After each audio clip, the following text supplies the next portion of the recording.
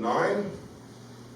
We're going to go over this in Bible study tonight. It's the longest chapter in God's Word, and it's all about God's Word. But Psalm 119:9 says, "Wherewithal shall a young man cleanse his way? By taking heed thereto, according to thy word."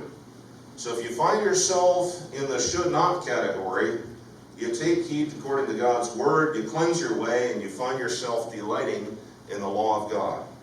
And a visual image of the impact of God's word on the human heart is given in Judges chapter 3. Judges chapter 3. And this is Ehud, God's Jedi assassin.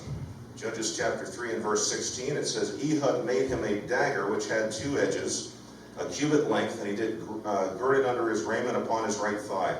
A dagger is a short sword, a 2-edged sword.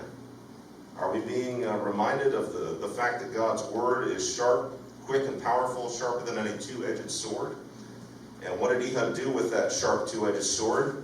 It says in verse 21, "He put forth his left hand and took the dagger from his right thigh and thrust it into King Ehud's belly.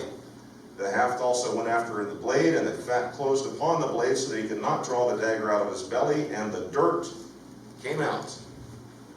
The sharp 2-edged sword of God becomes a surgeon's scalpel, which instead of killing us, gets the dirt out.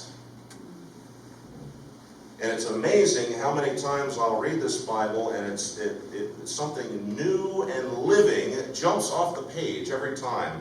Even the verses that I've read dozens if not hundreds of times, something new and living jumps off the page, and God reminds me and brings things to my remembrance. When I'm being faced with a decision, He'll bring a verse to my mind, and that verse will save me from going the wrong way.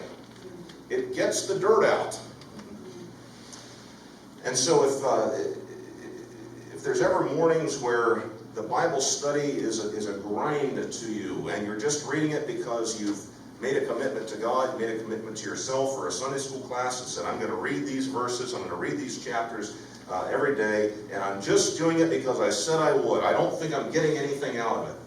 You never know, but that later on, God might bring one of those verses to your remembrance and say, "Remember when you didn't think, when you almost didn't complete your reading for that morning, this verse is exactly what you need to hear right now." And He'll bring it up to your mind, and it'll get the dirt out.